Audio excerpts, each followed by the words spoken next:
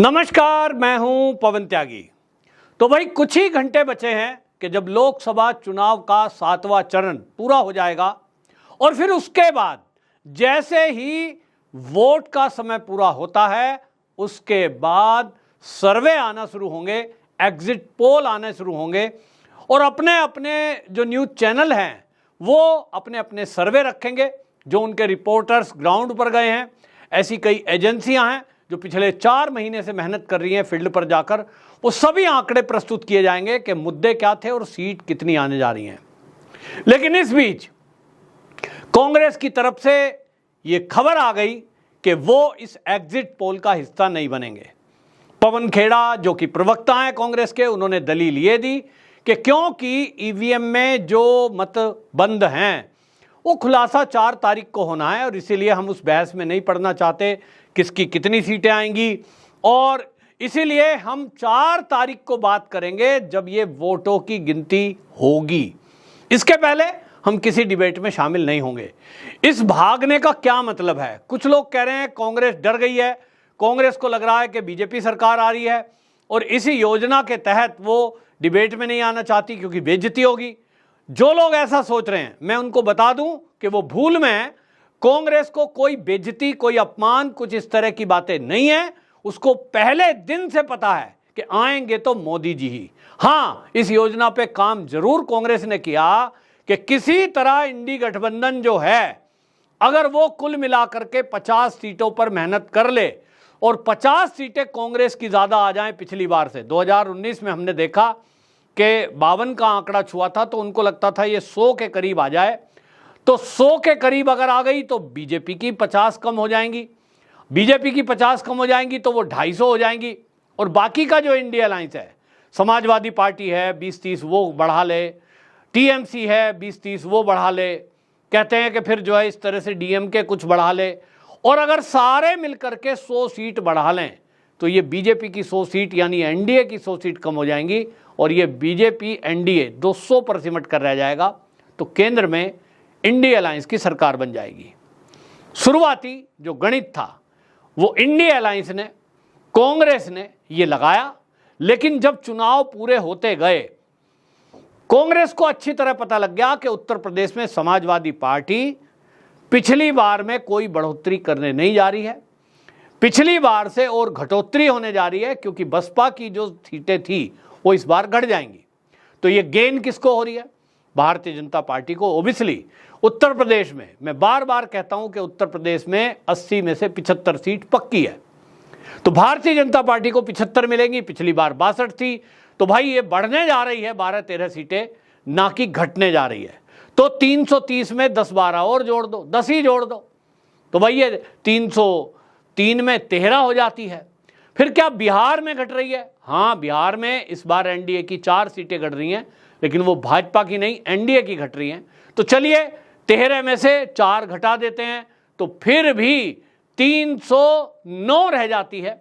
Waste Bengal में आ जाते हैं तो वेस्ट बंगाल में क्या भारतीय जनता पार्टी की सीटें घटने जा रही हैं?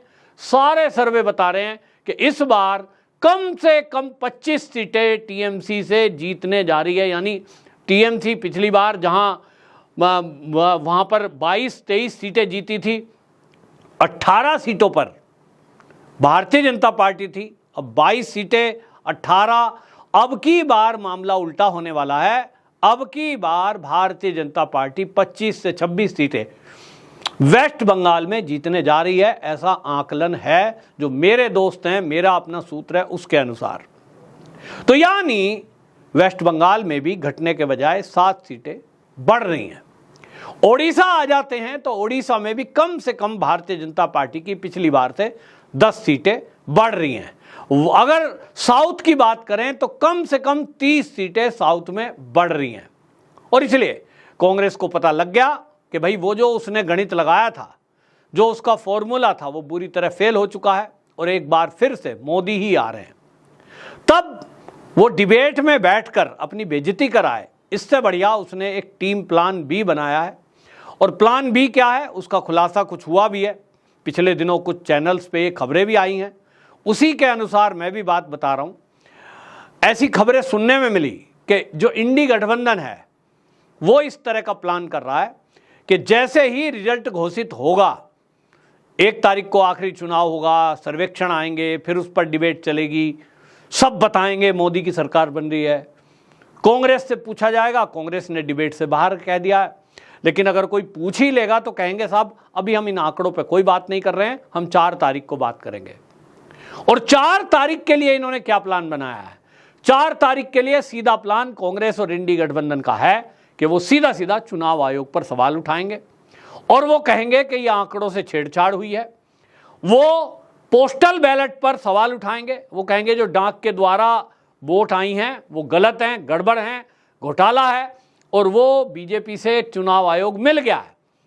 इसकी नींव जो है जयराम रमेश ने एक प्रेस कॉन्फ्रेंस करके रख दी।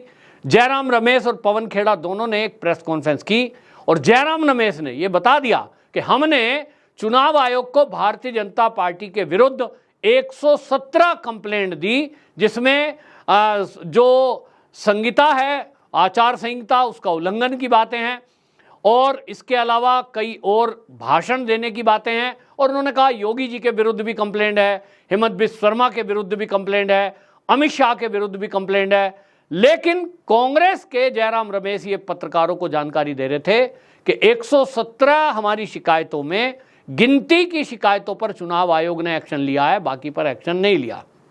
यानी चुनाव आयोग को टारगेट करने की शुरुआत कांग्रेस ने कर दी है और अब वो आए दिन उनके जो बाकी गठबंधन है उनके लिए जोर शोरस का आदेश यही है शायद कि आप चुनाव आयोग को टारगेट करो जिस दिन 4 तारीख में रिजल्ट आएगा, क्योंकि वो रिजल्ट जनता का है, जनता ने मैंडेट दिया है, मोदी जी को मैंडेट दिया है। मोदी जिस दिन खुशी मना रहे होंगे, भाजपा वाले खुशी मना रहे होंगे कि भाई हमारी सरकार बनने जा रही है, बहुमत मिल गया, उसी दिन आपको ऑब्जेक्शन उठा देना है और इस पर सवाल उठा देना है कि हम तो इस चुनाव को मानते नहीं, ये जो गिनती हुई है ये गड़बड़ी हुई है। और उसमें से ये भी खबर है कि कोई एक इनका वकील PIL के नाम पर सुप्रीम कोर्ट पहुंचेगा और वो कहेगा साहब ये जो पोस्टल बैलेट आए हैं इसमें घपला है और वीवीपैट को लेकर भी कोई एप्लीकेशन डाली जा सकती है, ऐसी खबरें हैं। और वो कहेंगे साहब पहले इनका मिलान होने दीजिए। मोदी जी शपथ ग्रहण तब तक ना करें प्रधानमंत्री की जब तक कि ये पूरा फैसला ना हो जाए। अब उम्मीद इनको लग रही है कि सुप्रीम कोर्ट फिर तारीख पे तारीख देगा, गिनती में टाइम लगेगा, कौन क्रॉस चेक करेगा, चुनाव आयोग की रिपोर्ट आएगी और इसी टाइम में ये 15-20 दिन निकाल देंगे और इसी बीच सड़कों पे हंगामा। एक बड़ा प्लान ऐसा बनाया है, ऐसा सूत्रों के हवाले से खबर आ रही है। और इसीलिए कांग्रेस ने अपने आप को अलग कर दिया कि हम तो एग्जिट पोल में शामिल ही नहीं होते। जिस भाई ऐसा है ना, किसी को पहले से तय करके बैठे हो कि हमें तो खेल में गड़बड़ी बतानी है, तो खेलते ही नहीं, हम तो बाहर बैठेंगे, हल्ला मचाएंगे। कांग्रेस ने ये बहुत भयंकर प्लान बनाया है, इसको लेकर एजेंसियां अलर्ट पर हैं। हालांकि अलर्ट पर हैं, लेकिन हम देखते हैं जिस तरह से CA के मुद्दे पर देश की जनता को कांग्रेस ने सड़कों पर उतार दिया था और किसी का कोई हानि नहीं थी, उसके बावजूद भी सड़कों पे उतरे, उत्पात हुआ, दंगा फसाद हुआ। हमने देखा 3 कृषि बिल आए तो किसानों को इन्होंने सड़कों पे बिठा दिया।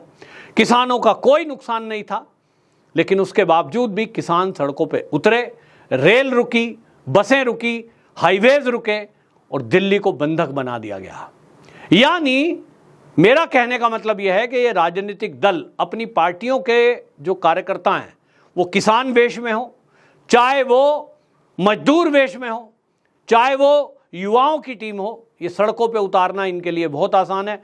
एक विंग है इनकी, उसको आदेश करेंगे कि भाई सबको सड़कों पे आना है, तो कोई किसान के वेश में आएगा, महिलाओं की विंग आएगी, कोई छात्रों के वेश में आएंगे और कहेंगे साहब हम तो मोदी को मानते नहीं, मोदी के इस इलेक्शन को नहीं मानते, इलेक्शन में घोटाला हुआ है, घपला हुआ है। ये कहने से इनको शायद ज़्यादा वेटेज मिलेगी और उसके कारण ये मोदी के खिलाफ एक माहौल बना पाएंगे जो इंटरनेशनल छवि मोदी की इस तीसरी बार प्रधानमंत्री बनने में बनेगी निश्चित रूप से, क्योंकि भगवान से ऊपर ये जो है कोई भी नहीं हो सकता, भगवान से ऊपर शैतान नहीं हो सकता, ऐसी एक बात है ना। तो ये विपक्षी पार्टियां भी परमात्मा की इच्छा के विरुद्ध लड़ सकती हैं, लेकिन परमात्मा से जीत नहीं सकती।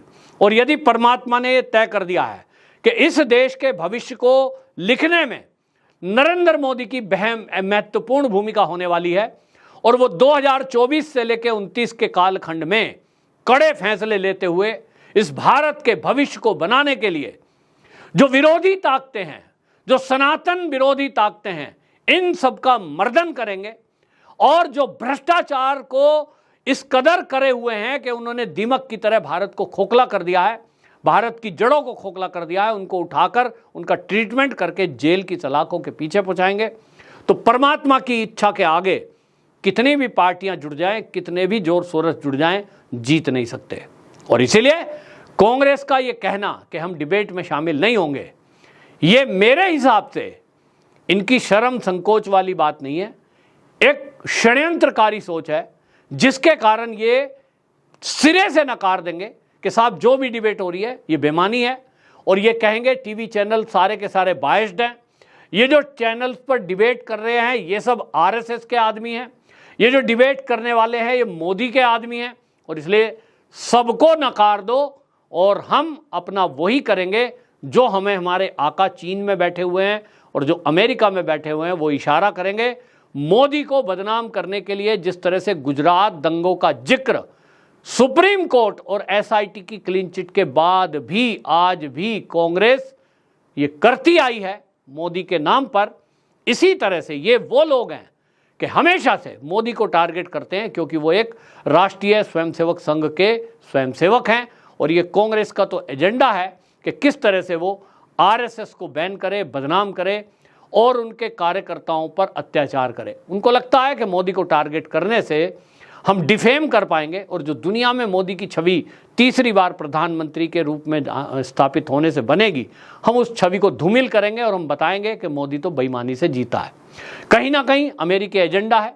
जॉर्ज सोरोस की टीम इस तरह के काम अमेरिका में करती आई है, उसी फॉर्मूले को ये भारत में इम्प्लीमेंट करना चाहते हैं। लेकिन मैं इस वीडियो के माध्यम से देश के नागरिकों से एक आग्रह करना चाहता हूँ, आप किसी भी पार्टी को वोट देने वाले हों, आप किसी भी विचारधारा को सपोर्ट करने वाले हों, आप किसी भी राजनीतिक दल को पसंद करते हों, यह आपका व्यक्तिगत मामला है। लेकिन देश के मुद्दे में कोई पार्टी आपको भड़काकर सड़कों पे उतारे, आपको दंगा फसाद करने को कहे तो कृपया करके आप अपना भविष्य, देश का भविष्य, ये सब देखते हुए किसी के बहकावे में नहीं आए। अगर कोई इस तरह की घटना को अंजाम देने का षड्यंत्र करे, उसकी सूचना अपने आसपास के थाने में, पुलिस को दें, प्रशासन को दें और समाज में उसकी चर्चा करें। ये देश आपका और हमारा है। जो विदेशों में बैठी हुई ताकतें हैं वो तो चाहती हैं कि भारत कमज़ोर हो और भाई भाई से लड़े। तो हमें माहौल ख़राब नहीं करना, किसी दूसरे के विरुद्ध उल्टी सीधी बातें नहीं करनी, कोई अपमानजनक बात नहीं कहनी, सबका आदर करना है, सबके धर्मों का आदर करना है, सबके पंथों का आदर करना है। यही एक भाईचारा है और इसको हमें बनाए रखना है। आपकी क्या राय है? कमेंट बॉक्स में ज़रूर बताएं। वंदे मातरम।